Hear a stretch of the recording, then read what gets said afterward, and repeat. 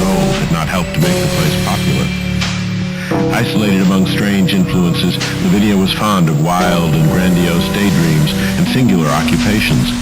Nor was her leisure much taken up by household cares in a home from which all standards of order and cleanliness had long since disappeared.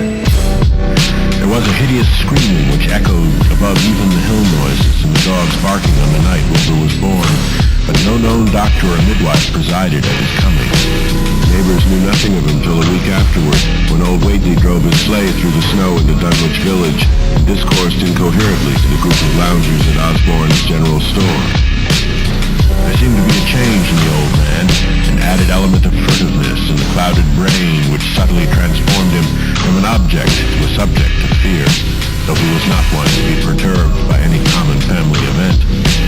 Amidst it all, he showed some trace of the pride later noticed in his daughter, and what he said of the child's paternity was remembered by many of his hearers years afterward. The only person who saw Wilbur during the first month of his life was old Zechariah Whately of the undecayed Whateleys, and Earl Sawyer's common-law wife, Mamie Bishop. Mamie's visit was frankly one of curiosity, and her subsequent tales did justice to her observations. But Zechariah came to lead a pair of Alderney cows which old Whately had bought of his son Curtis. This marked the beginning of a course of cattle buying on the part of small Wilbur's family, which ended only in 1928 when the Dunwich horror came and went. Yet at no time did the ramshackle Whately barn seem overcrowded with livestock. There came a period when people were curious enough to steal up and count the herd that grazed precariously on the steep hillside above the old farmhouse, and they could never find more than 10 or 12 anemic, bloodless-looking specimens. Evidently some blight or distemper, perhaps sprung from the unwholesome pasturage where the diseased fungi and timbers of the filthy barn caused a heavy mortality among the Whately animals. Odd wounds and sores, having something of the aspect of incisions, seemed to inflict the visible cattle, and once or twice during the earlier months, certain callers fancied they could discern similar sores about the throats of the gray, unshaven old man and his slatternly, crinkly-haired albino daughter. In the spring after Wilbur's birth, Lavinia resumed her customary rambles in the hills, bearing in her disproportioned arms the swarthy child. Public interest in the Whateleys subsided after most of the country folk had seen the baby, and no one bothered to comment on the swift development which that newcomer seemed every day to exhibit. Wilbur's growth was indeed phenomenal, for within 3 months of his birth, he had attained a size and muscular power not usually found in infants under a full year of age. His motions, and even his vocal sound, showed restraint and deliberateness highly peculiar in an infant, and no one was really unprepared when at 7 months he began to walk unassisted, with falterings which another month was sufficient to remove. It was somewhat after this time, on Halloween, a great blaze was seen at midnight on the top of Sentinel Hill, where the old table-like stone stands amidst its tumulus of ancient bones. Considerable talk was started when Silas Bishop of the undecayed bishops mentioned having seen the boy running sturdily up that hill ahead of his mother about an hour before the blaze was remarked. Silas was rounding up a stray heifer, but he nearly forgot his mission when he fleetingly spied the 2 figures in the dim light of his lantern. They darted almost noiselessly through the underbrush, and the astonished watcher seemed to think they were entirely unclothed. Afterward, he could not be sure about the boy, who may have had some kind of a fringed belt and a pair of dark trunks or trousers on. Wilbur was never subsequently seen alive and conscious without complete and tightly buttoned attire. こんにちは。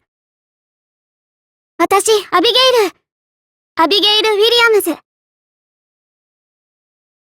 私がポーリナーって、あなたがマスターなの？